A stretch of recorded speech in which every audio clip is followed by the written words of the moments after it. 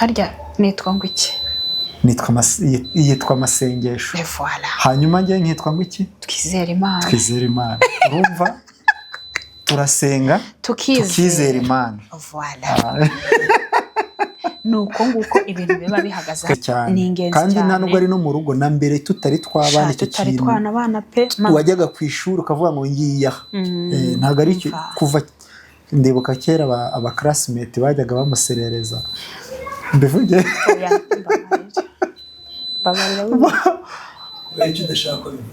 reka mbivuge hari ku izina ryanjye yaranditseho Rukundo aba classmate be ntibabibona bazaga ubwo hari ababizi sha bagiye kubyibuka ngo Rukundo arahamagaye ati Rukundo araguhamagaye ubwo nyine byari uko nguko wenda buri nk'amasaha abiri gutyo ubungubu ngiye muri siporo nkavuga ngo ntushake ngiye muri siporo wenda ubungubu ngiye muri etide ubungubu ngiye muri exam nawe byari uko ngo kurumva communication ni ya kera pe twayubakiyeho tuyigira ikintu gikomeye twubakiyeho kugezana n'isaha communication vraiment ni ihagaze neza. Thank you my friend. Hello. Turabasuhuje cyane amahoro y'Imana bane namwe. This is the Anastasia family together in love and faith. Twagarutse nanone tugiye kuganira uyu munsi turaganira ku bintu bikomeye ariko bidakomeye cyane. Utera agatebe nyine tubane muri iki kiganiro. Shero meze neza? Naribi. Wirewete? Neza. Niriwe neza. Wowe uri ute? Niriwe neza. Okay. Tugiye kuganiriza inshuti zacu. Turizera n'abandi bose bameze neza. Nabo kandi turabasuhuje. Abatameze neza bihangane bizamera neza. Twebwe tumeze neza kabisa. Rwose tumeze neza cyane. Turiteguye kuganira namwe. Uyu munsi turaganira ibintu bitandukanye. Wayibabwira cyangwa amakuru? Yego. Uyu munsi tugiye kuganira nkuko twabibabwiye. Tugiye kuganira twebwe ku bintu byadufashije mu rugo rwacu kuva ku ntangiriro kugeza uyu munsi. Utega amatwi ntaburamo akantu nyine nawe ukuramo cyangwa se wenda bihanige nawe urasanga ariko bimeze iwawe mu rugo. Cyaba kaza ibindi birenze kwibyo tuzagibaza natwe bazabidusangiza. Yego. Nundi wese nyine azatubwire we uko byagenze mu rugo kugira ngo nyine yubaka urugo rwiwe kugeza uyu munsi rube rukomeye kandi rumeze neza. Ikintu cya mbere cyadufashije rero ni ukubakira ku Mana mu bintu byose dukora. Gusenga. Kandi gusenga umuryango ubundi kugira ngo ube ufite umutima umeze neza burya Imana niyo ya mbere. Kandi iyo umugabo n'umugore n'abana basengera hamwe rwose Imana irabasanga. No muri Bibiliya biranditse ngo ababiri Imana irabasanga. Niko bivuga cyangwa bigoretse. Aho umwe cyangwa babiri bateraniye Imana iri rwagati muri bo. Ni ukuvuga ngo mu muryango rero iyo papa na mama n'abana iyo turi kumwe twese Imana iri rwagati muri bo. Yego. Kandi koko birumvikana. Of course. Harya nitwa ngo iki? Yitwa Masengesho. Voilà. Hanyuma njye nkitwa ngo iki? Twizere Imana. Twizere Imana. Urumva turasenga tukizera Imana. Voilà. Nuko nguko ibintu biba bihagaze hano. Twebwe urumva ko byuzuzanya. Iyo dusenga tukanayizera tuba twuzuye twese. Ibintu bihita bigenda neza cyane. Icya kabiri. Yego. Icya kabiri cyadufashije muri uru rugendo ni ugukorera hamwe. Unity. Gukorera hamwe. Tugakora. Work in together. Ni ukuvuga ngo nkazana igitekerezo nimba ari ikintu dutekereza gukora. Nkazana igitekerezo. Nanjye nkakizana. Tugahuriza hamwe. Kugira ngo turebe icyadufasha twese. Tugashyira no ku munzani. Tukareba ikiremereye kurusha ikindi. Buriya iyo abantu bakorera hamwe sheri bakajya inama bagatanga intekerezo imwe bagahuriza hamwe mu bitekerezo burya ibintu birakunda. Ndabaye example imwe hari ikintu nigeze nkora ntamugishije inama cyarapfuye ni ukuri kose cyarapfuye. Ndanagira inama abagabo mugisha inama abaparteneri b'abadamu banyu kubera ko naragiye nditsimba ntegura projet ndavuga ni umugore aturayahereza icyo gitekerezo ndakora birangije ikintu kirapfa ndangije ndaza rero burya bwose umbabarire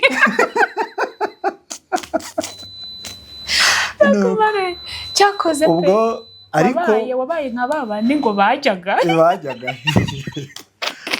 rero icyo nagira inama abagabo n'abakiri abasore bitegura kuzashinga ingo mugisha inama abadamu banyu kujya inama ni ikintu gikomeye ni ukuri nta kintu na kimwe wakora mutagira inama ngo gisakisidinge biba bigoye kandi warakoze kungira inama kuko nyuma y'uko ngiriye inama cyabaye njye yanzanye ibitekerezo bizima nyine twahuje ibitekerezo ibintu bigenda neza cya gatatu sheri cya gatatu twari tuvuze kujya inama ariko hari no gukorera ku ntego burya nabyo bijya kwegerana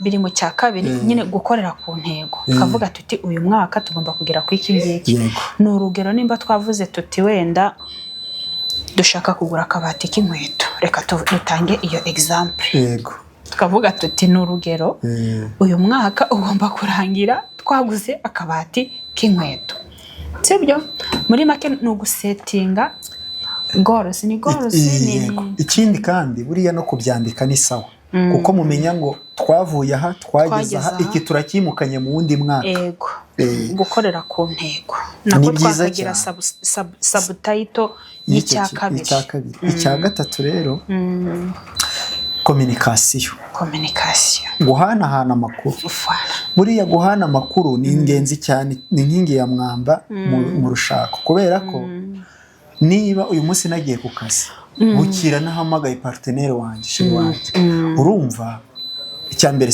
sinzi niba yahuye na stress sinzi niba yageze ku kazi sinzi kandi ibyo ngibyo iyo communication muri kugirana irategura kujya mu rugo irategura kuza gutaha mu rugo wumva nyine uri safe uvuga ngo ikintu bita communication cyo kirakomeye cyane pe hari ukuntu wenda ushaka kuri no ku kazi uvuga uti nibereye ku kazi ariko noneho ukagiramo gahunda hagati ukavuga ati ni urugero wenda nk'abantu mukorana mukavuga muti tujye gufata kamwe yego ubwo ndavuga ku ruhande rw'umugabo nubwo ntari umugabo n'umudamu nawe birashoboka n'umudamu n'abadamu ni urugero reka manzi mvuga iby'abagabo wenda mukavuga muti uyu munsi tuze gutaha tujye gufata kamwe ukicecekera wenda tuvuge ni urugero usanzwe utaha saa 3 ukigerera mu rugo saa 6 utavuze taha ndo umugabo ndatahe wanjye gutegewe njya gusaba umugore uruhushya yego ntago ari sawa pe ntago biba biryoshye umuntu arahangayika buri kintu bita kubana n'umuntu nge mbabona n'ikintu kinakomeye cyane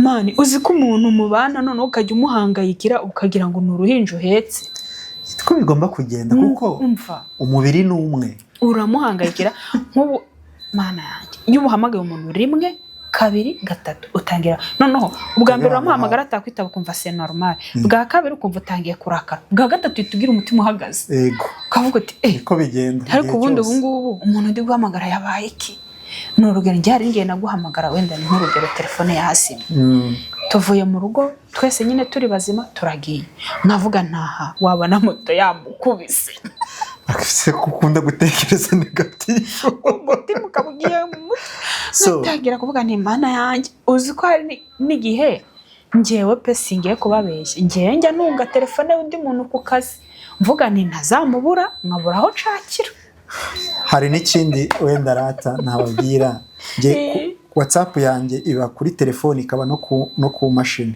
iyo ku mashini iyo telefone zimanye mwandikira kuri WhatsApp nkamubwira ngo telefone yanzimanye nayicaginze nkamuha amakuru urumva nyine icyo gihe abavuga ngo ubutanze amakuru afatika avuga ngo sindi bumubure ariko nanone icyo kintu yaravuze nicyo buriya ngira telefone y'umuntu we ku kazi nanjye akagira iyanjye y'umuntu ku kazi ku buryo igihe yambuze nshobora kuvuga ati runaka wamumpaye tukavugana wenda ari urgence kimwe no mu rugo bashaka no kumuhamagara bakamubura kumva icyo gihe ikintu cya communication buriya urugo rudakommunicatinga inshuro nyinshi rugira ibibazo biba byapfuye hari ukuntu nyine usanga nk'umuntu yifatiye gahunda ukayifata mu munsi mo hagati utabiganiyeho n'umupartner kuko biratungurana hari igihe ufata gahunda itunguranye tuvuge n'urugero nkanjye nibereye ku kazi mugenzi wanjye arambwiye ati tujye kugura idodo Nyabugogo bya bindi by'abadamu nyine tujye guhaha ukabugendeye mu kigare nta uteganya ibibi ariko ushobora kugenda utavuze wagiriraho ikibazo wabwira mugenzi wawe uti nagize ikibazo nagiye Nyabugogo akibaza atiye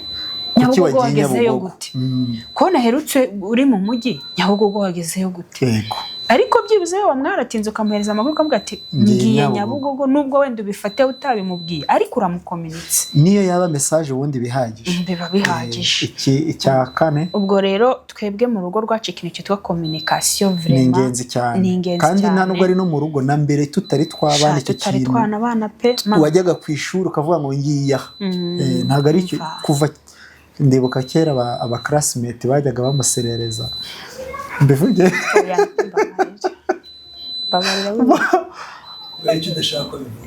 reka mbivuge hari ku izina ryanjye yaranditseho Rukundo aba classmate be nibabibona bazaga ubwo hari ababizi sha bagiye kubyibuka ngo Rukundo arahamagaye ati Rukundo araguhamagaye ubwo nyine byari uko nguko wenda buri nk'amasaha 2 gutyo tiye tuzi ubungubu ngiye muri siporo nkavuga ngo ntushake ngiye muri siporo wenda ubungubu ngiye muri etide ubungubu ngiye muri exam nawe byari uko ngo kurumva communication ni ya kera pe twayubakiyeho tuyigira ikintu gikomeye twubakiyeho kugezana n'isaha communication vraiment ni ihagaze neza thank you my friend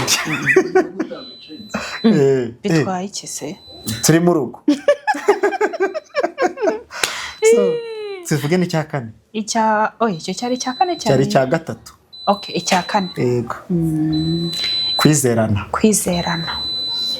kwizerana nyine ukumva ko icyo mugenzi wawe ari gukora atagutaba mu nama yego rwose pe sherisinge kukubeshya ndakwizera nanjye nuko ndakwizera ku buryo mba nzi ko nyine ibyo uri gukora byose uri kubikorera iterambere ryacu yewe n'abana ku buryo nyine mba numva ndagenda nkumva ndatekanya nkavuga nti kabisa ibyo yakora byose ni ibiduteza imbere mw'abantu mwabuze icyizere biba bigoye turabivuga tunabijyanisha n'ama example agenda aba hari projet twari dufite noneho umuntu umwe arasanzwe adufasha muri iyo projet arangije arampamagara nawubwira nibwira madamu ari ubifataho umwanzuro noneho ageze mu rugo bari kuganira kw'iyo projet aramubwira ngo icyo wemeje ngo ugira ngo umutima wawe n'uwa mugabo wawe uba uri guterera hamwe atubwa ibyo umbwira ndabizi neza ko atari buze kubyanga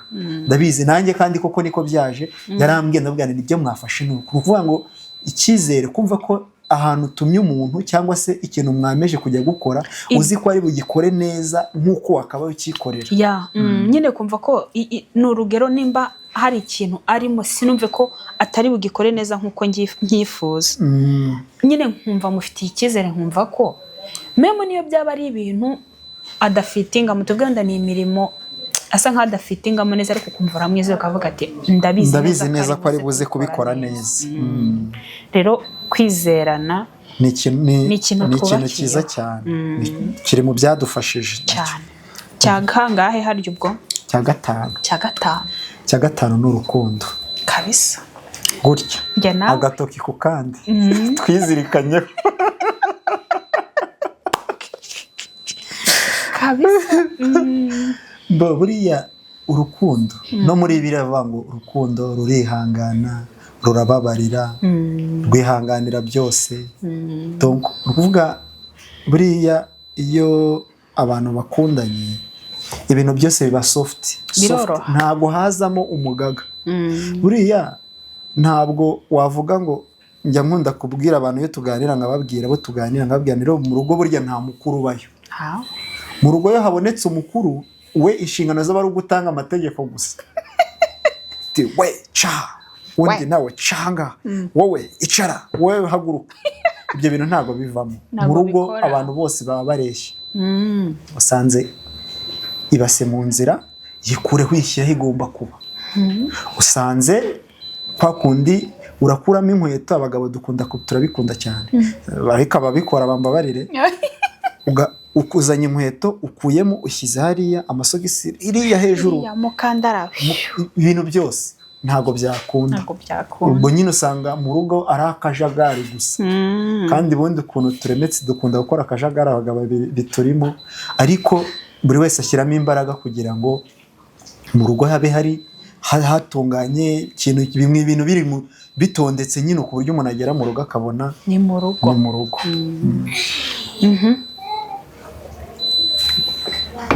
Ibyo ni bitanu tubashije kubabwira, hari n'ibindi byinshi cyane tuzagenda tubiganiraho. Abandi no muri nuza abana bidusangiza nabi byagiye bibafasha kugira ngo, kuko mu muryango Anastase Family ntabwo ari twe dufite ijambo, uwo muryango wese dushyire hamwe kugira ngo tuganire. Noneho tugiye kubabwira nanone njyewe ku giti cyanjye icyamfashije, nawe araza kubabwira icyamfashije. Ubwo ngiye kuvuga ku ruhande rwanjye nyine nk'umudamu, ndaza kuba ndi kubwira abantu baba nyine batarashaka, nibo njyewe nshaka kubwira. Njyewe rero ngiye kukubwira ikintu cyamfashije kuva ngeze mu rugo kugeza iyi saha. Ndatekereza wenda nubwo njya mbikubwira ariko ntabwo mbikubwira in deeply, kuko burya reka nkubwize ukuri kugira ngo abantu mubane, nuko buri wese nyine aba afite ibintu yubakiyeho. Iyo ugize Imana na mugenzi wawe afite ibyo yubakiyeho mugahuriza hamwe, nta handi havamo umuryango nyine ukomeye. Njyewe rero ku giti cyanjye ikintu cyamfashije, narabanje muri njye ndicara nitekerezaho. Buriya iyo ukiri umukobwa hari ibintu ninyuramo kwishungura nitekereza. Buriya iyo ukiri umukobwa hari ibintu udatekereza utahana umwanya. Reka nguhe nk'urugero, njye nkiri nk'umukobwa ntabwo nigeraga ntekereza ibintu byo gutwita no kubyara. Ibyo ntabwo nabitekerezagaho nyine, kuko ntekereza ko bitekerejeho banze utanabikora. Hari ibintu udatekerezaho. Rero niyo ugeze mu rugo hari igihe uba utekereza uti si ubwo ntibizajya byijyanamo, ariko normal ntabwo ariko bimeze, ntabwo byijyanamo. Urugo ni ukurukorera. Njyewe rero naricaye ndavuga nti uru rugo narugezemo sasa, ubu nitwa umugore. Hari umuntu mbaruyeho mu irangamimerere. Uko byagenda ko sungu kwisemo ID yanjye uhita ubona hari undi muntu baba barizirikanyeho, ewana ahita aza yihuse. Kari akantu k'irangamimerere rero sha ntabwo koroshye. Kari akantu mani, uzi ko bamaze kuba umugore utakongera kwitwa umukobwa, ntabwo bikunda, ntabwo bibaho. Nimba wabaye umugore wabaye umugore, c'est fini, pas de retour. Naricaye ndatekereza ngo ubu nabaye umugore. Mwabantu mu kintu bita kuba umugore nyine ufite umuntu ukubaruyeho. Nawe ndikumva wabikabirije cyane. Wabikabirije. Njyewe reka mbikabirize nkubwire ikintu cyamfashije, ntago ndakigeraho urukunca mu ijambo. Panzawu. Aya, nyine njye naricaye ndavuga nti noneho nimba hari undi muntu umbaruyeho, uko byagenda ko se niyo tutaba tukiri kumwe bizaba bigaragara ko uwo muntu yambaruweho. Noneho nta nubwo akiri umwe, ubabaye benshi. Oya bungu ndi kuvuga icyo gihe batari baba benshi. Nire ndiyemeza muri njye ndavuga nti rero nimba hari umuntu umbaruyeho, uko byagenda kose ngomba guharanira ko uyu muntu aba umwe ntibasigere baba babiri. Ngo ndavuga umugabo nicyo nshatse kuvuga. Se burya ni njye nicyo nashakaga kuvuga. Buriya hari ikintu kikunda kubaho ku badamu. Ndavuga abadamu nyine, cyangwa wenda utarashaka, hari igihe uba wumva muganira ukavuga ati njyewe umugabo anesheje umutwe please namureka. Inshuti yanjye wamureka? Si byiza. Ntabwo wamureka, impamvu nta yindi. Uwo muntu uko byagenda kose azahora kubaruweho. Niko bimeze. Wenda ashobora kuba mu mategeko ntawe uhari, ariko mu mutima ahora no mu ntekerezo abamo. Uko byagenda nta hantu wabicikira, kuko agenda agaruka mu bice bibiri. Wababaye aragihagaruka, wishimye hari igihagaruka, kuko ibihe burya urukundo ni ibihe abantu bagiranye. Rero njye naratekereje ndavuga nti ikintu cya mbere ngomba kugenderaho nyine ni uguharanira ko uwo muntu ari we umbarurwaho nta wundi. Icya kabiri naravuze ngo pas de retour pas de pardon. Kumva igihe icyo nagomba kuvuga se wankopeye? Ntago kopeye, ahubwo naravuze ngo nimba narugezemo nyine narugezemo nta kuruvamo. Bivuze ngo ngomba gukoresha uko nshoboye kose urugo nkarushobora, uko byagenda kose ngomba kurushobora, kandi koko nararushoboye. Mubwire ibyanjye njye ni kimwe gihatse ibindi. Urumva umuntu ufata umwanzuro wa mbere ni umugabo, cyangwa se umusore umusore avuga ngo ngiye gushaka muri ba bantu bose twahuye uyu nguyu ndabona ari ugwa ku mutima ugahitamo avuga ngo uyu nguyu ko byagenda kose buriya uba ugomba kumera nkaho hari umuntu wavuze ngo ni amaso yanjye yahumiye muri we sibyo donc uba ugomba guhumira muri we ukaba impumyi muri we sibyo umushatse kuvuga ko wabaye impumyi se niko bigenda kubera ko ibintu byose ukora ntabwo ndi no kubeshya ibintu byose nkora ntekereza wowe ubwo n'abadukomokaho bose rero iyo ufashe uwo mwanzuro nshuti zanjye mureke kujya musubira inyuma uvuga uti uyu ni uwo mwanzuro kandi biragufasha birafasha iyo utajagaraje intekerezo ugafokasinga ku kintu kimwe uko byagenda kose kikubera cyiza ikindi buriya kugira ngo urugo rube rwiza hari umuntu nshobora no kumuvuga ni umugabo w'umupasiteri wavuze ngo kugira ube mwiza ugire umuparteneri mwiza urabanza ukaba mwiza iyo ubaye mwiza wa muntu aza asanga bwa bwiza nawe yatekereza ko ashaka kuba mwiza akaba mwiza nawe ukajya ugenda usanga bwa bwiza rero ni icyo ngicyo ku giti cyanjye mu ruhande rwanjye tudahuriyeho nubakiyeho rwose kandi byatugiriye umumaro kugeza uyu munsi ku matariki ku myaka yacu 8 tugiye kuzura 9 byaratwubakiye rero sheri si twasoze ikiganiro uyu munsi reka tuduhiniye ahangaha tuzongera tugaruke next azaba ari surprise yo oya birahari byinshi tuzabasangiza ntabwo tuzigira tubicisha irungu birahari byinshi cyane ariko kuri uyu munsi reka duhinira ahangaha nakagaruka tubanyuriyemo muri make ntabwo twabirangize rega ni byinshi buri bintu byubaka urugo biba ari byinshi pe turabibonye se ni byinshi ntabwo ari ikintu hari n'ibiza bitunguranye ariko nyine uko byaza kose iyo wamaze kwiyemeza muri warafashe gahunda uvuga ati ngomba kubaka uko byagenda kose uko byaza kose nyine urabihandoringa kandi bigakunda ariko abantu bafatanije byose birashoboka tubabwira tuti bye.